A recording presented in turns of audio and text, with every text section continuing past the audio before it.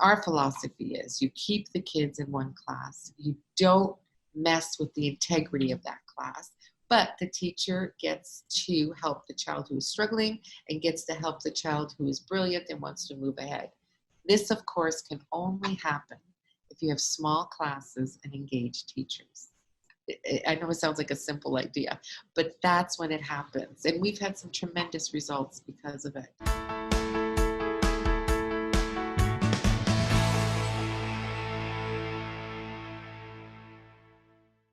In this video, you'll meet Fouli Tsimikalis, who's the Director of Admissions and Vice Principal for the Toronto Prep School in Toronto, Ontario. And in this video, you'll hear her speak about why the culture at TPS is a mix of private and public schools. You'll also hear her talk about the importance of small class sizes and teachers in providing a strong education for a child. And you'll also hear her talk about what's coming up for TPS, what it has planned for the next few years and beyond. I'm here with Fouli Tsimikalis, who's the Vice Principal and Director of Admissions at Toronto Prep School in Midtown Toronto. Hi, Fouli, how are you? Good morning. Wonderful. How are you? I'm good, thanks. So why don't you start by telling us 3 things you love about your job? Wow, 3 things. I have more than 3, but I'll start with 3. One is working with children. I absolutely love that. I was a teacher for 21 years. I was in the classroom before we founded this school with my husband, who's the principal. And I just love working with kids. I've been doing it for a very long time. It's a very rewarding profession. It's a lot of fun.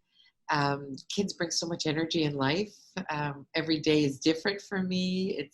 It's very interesting, and I'm always going home with a smile on my face. So I'd say the kids, number 1. 2, working with an incredible group of people who share my passion for teaching. And when I did start teaching 30 some odd years ago, I wasn't much older than my OAC students, so I was young. Now I'm old enough to be the mother of my teachers. So I'm aging myself a little bit. But to see these young people come out of school and eager to teach and passionate to teach, I see myself in them, and I love helping them develop a career, a vocation, a calling. That's what I think I call it. And third, finding new things, new disciplines to share with kids. I love the technology.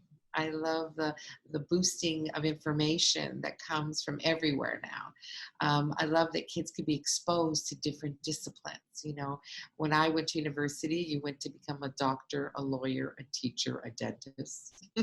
And then, you know, everything spread out from then. And so now to be able to go to school so you could be a photojournalist, or to be a sports agent, or to be a fashion designer, is wonderful, along with being a doctor, a lawyer, a teacher, and everything else.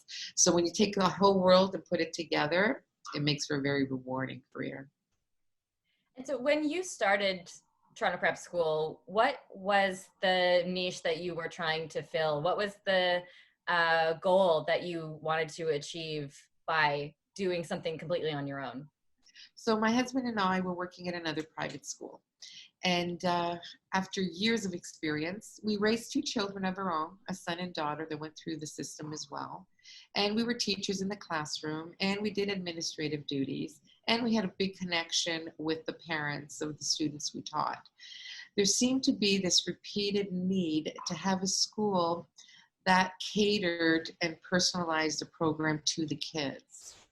So for us, it was easy because that's how we taught our classes. If you sat in my classroom, I knew you as my student. I knew your name, I knew your parents, I knew your interests, I knew your strengths, I knew your weaknesses. And as a teacher, I could help with that. So we felt that why not do a school end to end that way, that there was a need for it. So when we opened up our school, we didn't say you had to have an A average to come to the school. We did not say that you had to have 1,000 community service hours to come to the school. What we asked of you when you came to the school is to get an educational profile, understanding what it is that you need help with, what you do well, and help you build on that. So we look for students who were frustrated, who were spinning their wheels, who felt that they weren't getting the attention that they needed, and students who wanted educators who were patient that would help them grow. So it became that, actually. My whole school became something like that because we have such a diverse population. We have our straight A students that come to us because in the public system, there are 30 kids in a class, and they wanted to be in a class where they could go to the teacher and say, am I doing this right? You know, I need to hit 90–95% averages to get into mechatronics at Waterloo or to get into Richard Ivey Business School early acceptance.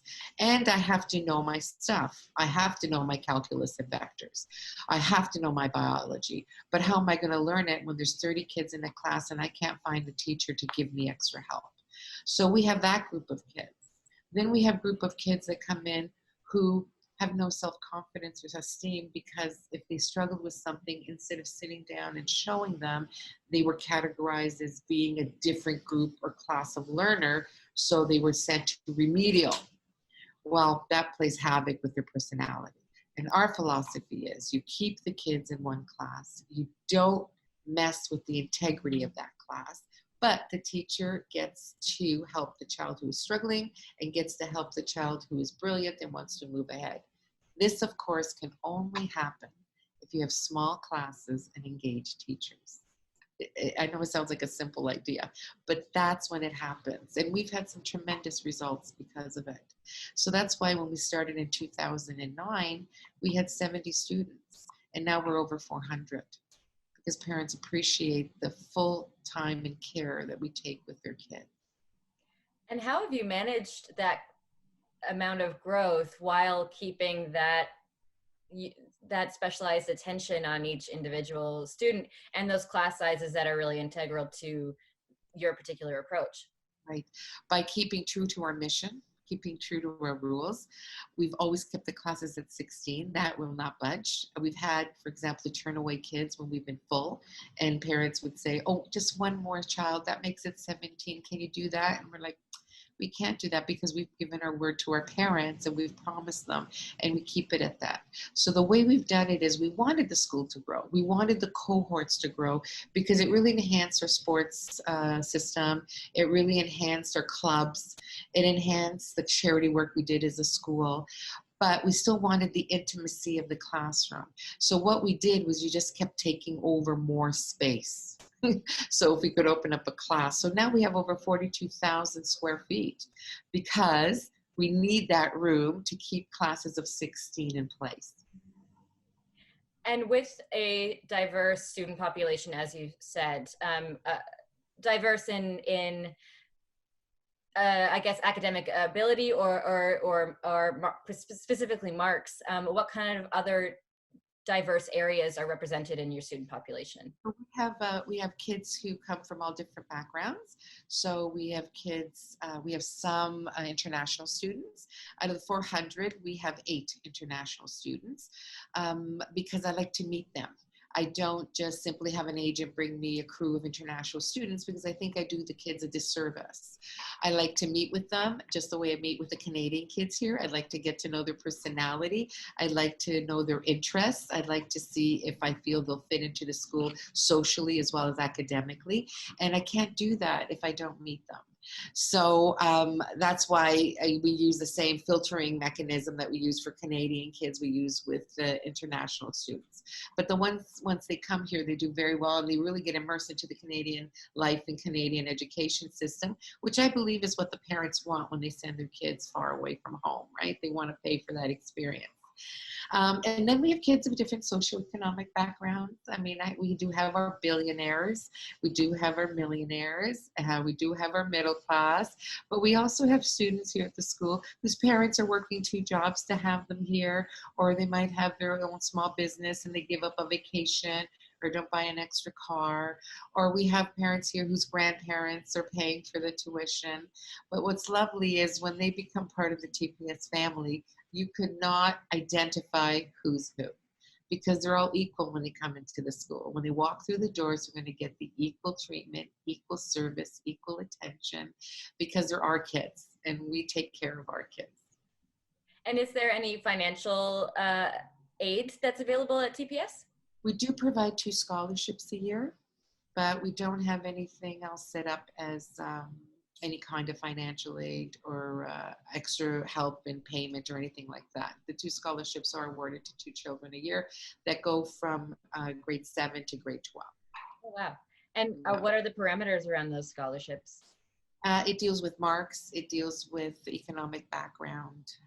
It deals with interviews. It deals with a group of people who will promote somebody. Usually the kids that do the scholarships haven't even applied to the school. It's brought to our attention from outsiders who talk about it, and then we approach that student. Oh, interesting. Mm-hmm. And as director of admissions, what can you describe what the process is as you're looking at applicants to the school and what you're particularly looking for? Right. So we do open houses. That's kind of nice. You kind of touch base with everybody. What I do ask is parents to fill an application form we have online. And that form will tell us what kind of information we need. So within that form, there'll be a parent statement where we ask the parents questions specifically about their kids. And then there'll be a candidate statement, and that's a statement the child will answer. And the questions on that statement are not necessarily academic. I'm not making them do an equation. I'm not making them write an essay, but they are answering questions about what their favorite hobby is, what they do as extracurriculars, where would they like to travel, and why, who do they respect and why, what kind of food do they like to eat, what was their favorite memory, it's questions about personality. So we go through that. And then I like to see their most recent report card. And if the child has an individual education plan from a previous school, I'd like to see that. If a child has a psych ed report, I'd like to see that. So they submit that and I go through it and make notes. I absolutely meet with every child who applies to the school, even if maybe the application itself is not so desirable, shall we say. Mm. And the reason I do that, because being in this industry for as long as I have and worked with kids, sometimes the psych ed report and the application does not match the child, and things change for children. Things can change month to month. What a child was doing in September could be very different than in January. So I like to meet them and I like to go through it with the parents and the child, because there might be an outside chance that I could accept that child because they benefit from our program. And so I talk to the parents about our program, and as it pertains to that child, I tell them what we would do, how we would do to overcome any difficulties. I would tell them how we can use that child's strength to help them be a better student in the end, and how by the end of grade 12 that student could be an independent self-learner, because that's what's going to help them at university. And then we make a decision. I make the decision if we're a good help and we're a good fit. If we're not, then I will recommend other schools that I think can do more for that child, and then leave the door open for that child to come back to us. So maybe they don't have the ability to follow our courses in grade 7, but they may in grade 9, or maybe in grade 10, or even maybe grade 11. So the parents appreciate that because I've taken the time to do that. I take the time and trouble to do that because I was a parent, and God help me, anybody who helped me raise my children became my best friend, and I was forever appreciative. So it's my way of giving back. And parents have come back to us after, I couldn't take them in. And the ones who did take a chance, and I took a chance on them, really paid off and did very well. And what's an example of someone that you took a chance on and then also took a chance on the school? Okay, so we did, I can mention this young man. I'll only mention his first name, Jack. He's in my heart because Jack came to us. And Jack was a lovely boy, curly hair, blue eyes, not a behavioral problem, because we can't accept kids with behavioral problems because we're not made up for that, okay? But he came to us, and he was what I call my daydreamer. Never caused any problems in the classroom, but didn't focus so much.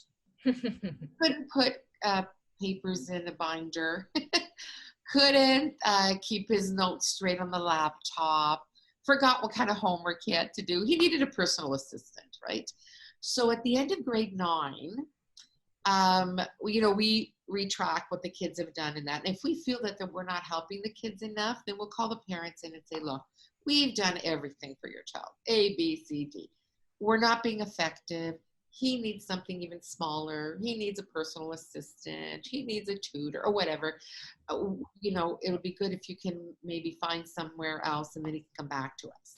So that's what the principal felt, and Jack's father felt that way. Jack's mom and I did not feel that way. So Jack sat in front of us with his curly hair and blue eyes. And I said, Jack, do you want to stay at the school? And he's like, yes, Mrs. T, I want to stay. I said, okay, then will you do everything I ask you to do? Just you have to listen to me 24/7. He's like, I will. I promise I will. So we convinced the principal and the dad to do that. Okay. So we started in grade 10. So what would I do? Every day I'd see Jack. At the end of every day, he'd come and see me. 15 minutes. Jack, where's your homework now? Okay, what are you going to have to do tonight? This. Great. Okay, so tomorrow morning, you're going to show it to me before you go to class. Yes, we will. So the next morning, he'd come in, he'd show it to me.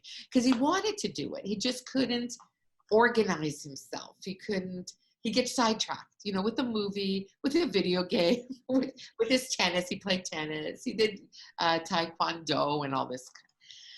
Wow, by mid grade 10, I didn't have to see him as often. He started connecting with more of his teachers. So his teachers sort of took over the math. The other teacher took over by the end of grade 10, we were seeing a student really working hard and pretty independent. In grade 11, he started thinking about what he wanted to do at university, and he wanted to go into finance.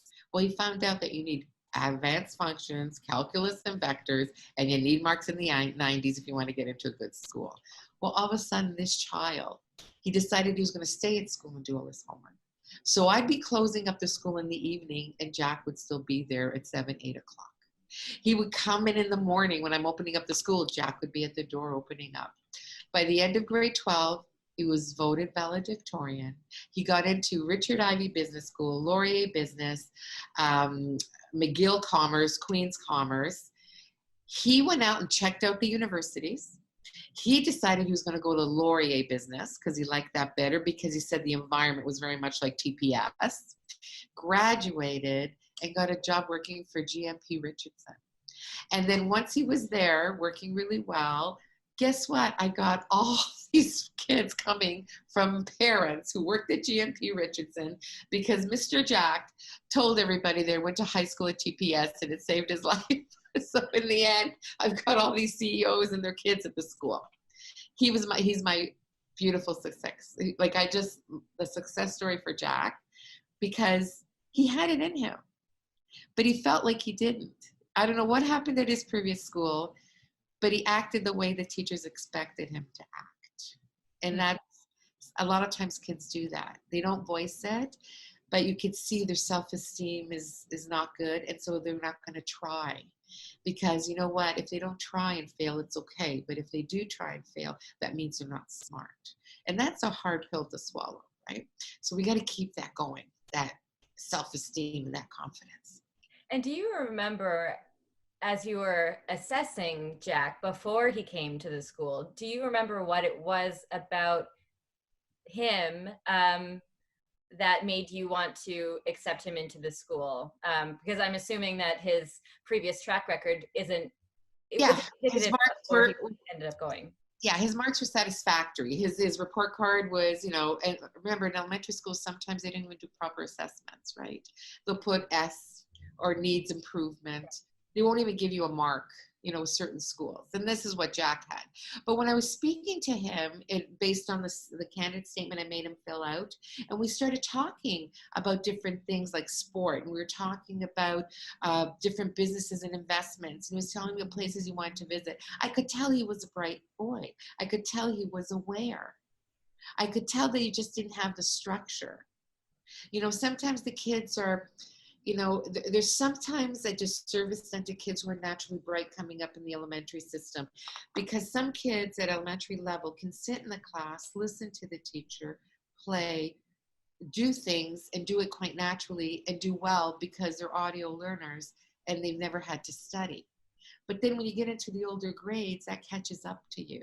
And then when they don't get the grades they were getting in the junior years, they sort of lose their self-esteem and think, what's wrong with me? I used to be so smart. I'm not smart anymore. But that's not it. They need to know how to be good students.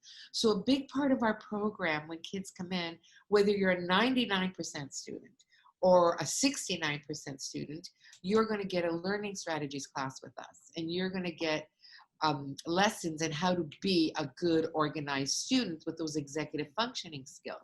Because I've had brilliant kids come in who could memorize equations on the top of their head and do math in their head that I would take 4 pages to do, but ask them to fill in their calendar and it's a problem. You know, so we teach them how to use their iCalendar. We teach them how to prioritize what homework they should do first, what assignment they should work on first.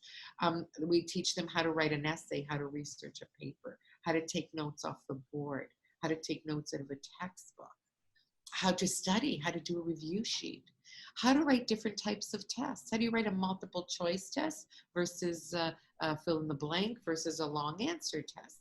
These are all skills that any child can learn irrespective of what kind of marks they're earning. They could learn these skills. It's like learning how to cook. You're learning how to be a good student. Once you get that under control, we start filling in the content, because that's, again, what's going to carry them through university or any job they go to. They've got to be organized. They've got to be on the ball. And that's what I find most kids lack coming into grade 7 and grade 9 from other schools. They don't have that. They haven't had that instruction. So our program is really big on keeping that going right to grade 12. And when you're meeting with these families in particular that are bringing their students to apply to TPS, because it starts in grade 7, they've had experiences at school already, and they just know that something isn't working. Is there another thread that you're seeing in the families that come to TPS in terms of where they are, what they're looking for, who they are? Is there something that you see? Yeah, there's a diversity in that too. So I'll get kids coming in because they've been badly bullied at a previous school. I'll get kids coming in because there's been a tragedy in the family, and some kids have been suffering from anxiety, you know. And when I say tragedy, I mean something that's some upheaval in the family. I don't know, somebody is maybe very ill, or somebody just passed away, or there was a divorce, bad divorce, for example. So there's lots of reasons for kids to come to private school. More and more so, we see more kids from the public system coming in because of the large class sizes, where kids who, you know, maybe are not 90% students and not 6%, but are 75% students who have absolutely no behavioral problems, who are quiet and nice, but are falling through the cracks. Because let's face it, a 70-75% is not going to get you into a top program at a top university. Meanwhile, this child has the ability, but because they've never been asked to and they're not rocking the boat, they're just overlooked. So we get a lot of parents bringing their kids in because of that. They'll say, you know, I'm not tooting my own child's horn, but I know my child's smarter than a 75%. And why is he not doing it? Right? So we get a lot of kids coming in from that. And then now lately, because of the threat of a strike with the schools before COVID, we were getting a lot of grade 11s and 12s who really were A+ students, but we're looking to keep that standing and learn the curriculum and not have it interrupted by a strike. So as an example, I had a girl named Haley. I won't say her last name either, even though she's given me permission to talk about her. She won the largest scholarship award in Canada last year. She won $80,000 scholarship from the Schulich Leadership Scholarship Foundation. And she's going to be going to McMaster to do sciences. So that was the largest grant in scholarships in Canada, and she was the one who won it. She came from a school where she had an A+ average, but she wanted to go into sciences. She needed to know her physics or calculus and vector. And she said, I was scared that I wouldn't be able to do that. And even if I did get the marks, what if I didn't get the curriculum? Because the schools, even with COVID, were having a really hard time doing virtual school. So she came to us in grade 11 before COVID hit. And then she said, oh my God, I'm so glad I was here last year, Mrs. C, with the COVID. If I had been anywhere else, because we did virtual school all that semester, and the kids, we didn't miss a beat. And so she can go off to university now without worrying about, do I know my stuff or not? So she next year she's going to McMaster. Yes, with this money. Oh, that's great. Yeah. And can you describe the atmosphere at the school? What's the culture like? Okay, so the culture it's sort of a mix of public and private. Okay, so the public part is there's no uniform. So, but we do have a dress code. We don't want anything ripped. We don't want anything vulgar on the t-shirts. We don't want anything that promotes violence or bigotry or anything like that. And so the kids don't get to wear their regular clothes and their knapsacks. So if they're walking down the street or getting ready to go to school, they're not identified as a private school kid. That's important to some of our children and some of our families. When you come into the school, it's a very family-oriented environment. It's supposed to be a home away from home. Our parents have verified that that's what it feels like. I'm a very huggy, touchy-feely kind of gal, which I can't do now because of COVID. I'm like a mom at the school. Some kids call me mom. I have 2 offices. I have one in the front and one here where I am now because I like being near the kids. You asked me that question earlier. So they run by me and they show me a test where it's going to go on the fridge. You know, they got an A, or they come in because they're not feeling well, or they come in because they're nervous about something. And so I want them to feel them accessible. Whereas if in my other office, my VP office, you know, the door's closed, they don't want to knock or come in. So it's really important. Our teachers, my goodness, my teachers, I just feel are the best. I got to take 1 second just to rave about my teachers. Like I said, I'm old enough to be their mom, so I look at them like they're my students almost. And they are people who I don't have to motivate to teach. It's their vocation. So naturally, they'll put an arm around a child who's doing well and give them a high five. Or naturally, they'll tell a child, they're struggling with this, come here, I want to help you. Even if that child doesn't ask for extra help, the teacher will know that they need it, right? They make themselves available to the kids. They're patient. They teach courses that they have a passion for and they're meant to teach. So if I have a physics teacher, that's what they're teaching, physics. If I have math, they're teaching math and English. My teachers take part in so many extracurriculars like clubs and sports and student council. So the kids get to see them on a different level.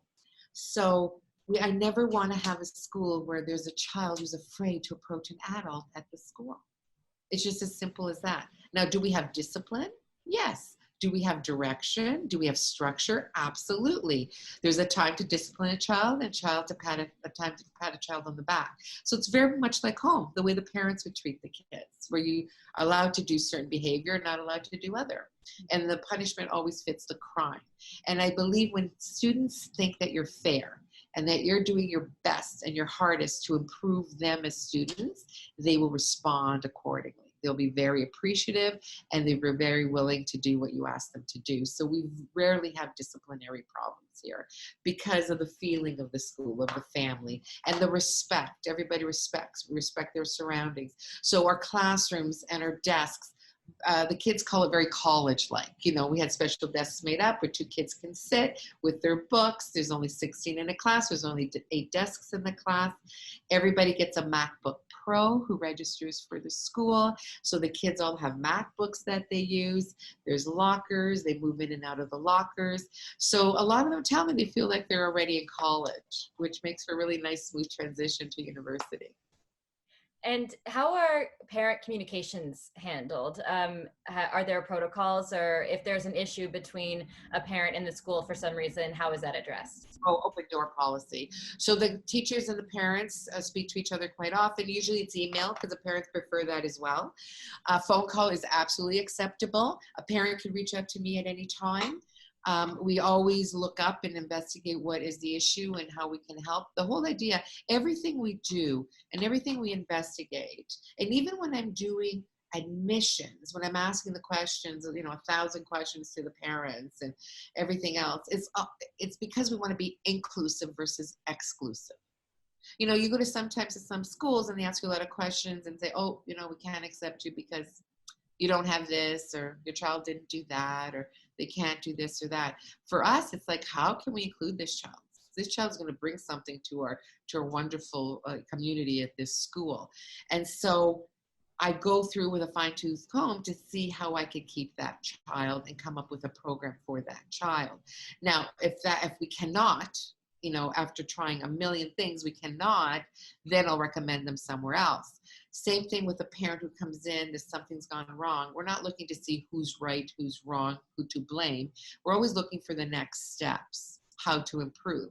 So if we've done something that the parent has not liked, then we will look into that. And if it was right that it was not properly done, then we will correct it. We will tell the parent, I'm sorry, we dropped the ball on this. This is how we're going to help. This is how we're going to fix. Nobody's perfect. I'd like to sit in front of you and say, that's never happened. But that's not the truth. And if anything, we're very transparent at this school. Full transparency for everything we do. And the same goes with the parent. I've had parents come in and say, I'm so sorry. I totally lost my mind on that. I shouldn't have. I didn't realize. And I'm like, don't apologize to me. You're a mom. You're looking out for your child. I get it. Forgiven. Let's move on. And when you look at the next 5 or 10 years for TPS, what do you see it growing with or evolving into, or where do you want to go with it? I'm very excited because we just joined. I'm so glad you asked that question. We just joined a group called Globe Educate. They are a global educational group. They have 52 schools in the whole world, in England, France, Spain, in Italy, Switzerland. I'm trying to remember all of them, all over the world. And so we just became part of their family, and we're very excited because I think it puts now TPS on a global level, very much like some other older schools that are here in Toronto, I won't mention.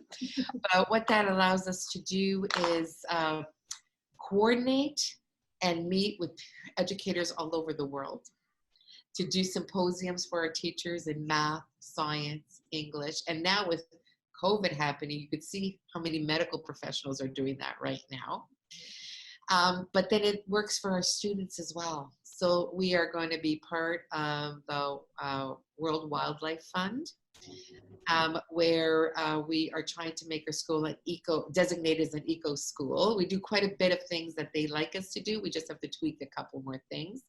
But there's going to be symposiums on English language, math, physics, science, music, Olympics, where students will be meeting all over the world from all these schools, this family of schools, to do healthy competitions and symposiums. And we think that's going to be incredible for our students.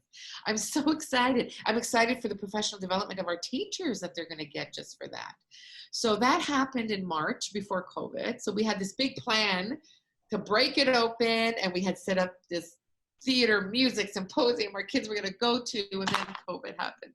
But we're getting it geared for next year. We're already doing webinars with the other schools in other countries, which we're really fascinated with. And then we're going to set up summer programs too. Can you imagine doing English at a school in London, in the summer? Or doing history in Rome and, or Greece. And so we're so excited for our kids. And we feel that this is what, Steve and I, when we started the school, we really wanted to bring the best possible education to all our students. We felt the school is like a house, and each discipline was a room in the house, like your art room and your science room and your computer room and everything else. So each discipline should be the best it could be. It wasn't that it was rivaling anybody else. Why can't you have the best physics program along with the best art program at your school? Absolutely you can, right? So now we felt that we grew, and now we're over 400 students, and that's wonderful, but we need to get to the next level where we're going to sort of blow it out so that we are global citizens now at TPS, and the kids are going to have the world in their hands. So we're very excited about that. And if TPS was a person, what personality traits would it have? It would be a human being who is patient, nurturing, goal-oriented, because you need all three. So you need the discipline, the direction, the structure that a high efficiency individual would have, but you also need the kindness, the nurturing, the patience, the empathy to carry through. For a parent who's going through this process, this search process, without the insider knowledge of the industry that you have, what would you suggest would be a red flag for them to look out for that they wouldn't necessarily know going into the research process? That's such a good question, and I'll tell you why. Because I was a parent. I am a parent. And actually my little grandchildren are 4 and 5. And actually 2 and 4. I'm going to be looking for a little elementary school for them. So I become the client, right? But one of the things that I want people to know is that Steve and I, the principal, who sit and talk about our school, and we look at each other and we always say, if we had a child at TPS, would we be happy with the service? That is our judgment line, okay? And that's how we operate the school. So now as a parent, I would share my advice to parents looking for school. You, more than anybody else, knows your child. You know if your child is anxious, you know if your child is struggling, you know if your child is difficult, you know if your child needs discipline, you know if your child needs a hug, you know if your child is interested in math versus science or English, you know your child, right? So you got to go into that school with that in mind. It's not that there are bad schools out there, it's all about fit, right? So you have to picture yourself when you're talking to the administrative person, the admissions person, when you look around the school, when you look at what kind of graduates have come from that school and everything else, you've got to picture your child in that environment and know if your child will respond. That's really important, because you can have the child in what seems and looks like the best possible school with all the bells and whistles and the reputation and everything else, and look at your child and think, oh my God, my child will disappear in here. My child will be intimidated here, will be overwhelmed in here, or my child will love this, will take off in here. So you got to keep that in mind. But I think the most important thing for a school that a parent should ask is class size, most definitely. Most definitely. Because when I was talking to one family who came in for my interview, they brought along the granddad who was a professor at university at OISE, which is teaching teachers, right? And he sat at the back of my meeting while I talked to the family. And then I said, do you have any questions for me? And he looked at me and he said, what's the most important? He just looked right at me and said, what's the most important thing in running a good school and having a good education for a child? And I said, the teacher and the class size. But I was sweating when I said it, because even though I am a teacher and I've been doing this a long time, this is somebody from professor, university, and with education. And he looked at me and he said, you're right. And you gave the answer in the right order. And I was like, thank you. You just validated me. So ever since then, I really believe if you have the right teacher, they could teach out of the back of the van and they would do a good job. Then when you give them only a certain amount of kids to teach that can be handled and the teacher can get their hands on them, every one of those kids will get a good education. I believe that's what a parent should look at. Look at class size, look at the teachers, know your child, and be honest about what kind of environment your child can learn in. Some kids need that sort of militaristic kind of thing. Some kids need the artsy-fartsy, we call it, right? Some kids need a combination of both. You know your child, and so keep that in mind when you go looking for a school.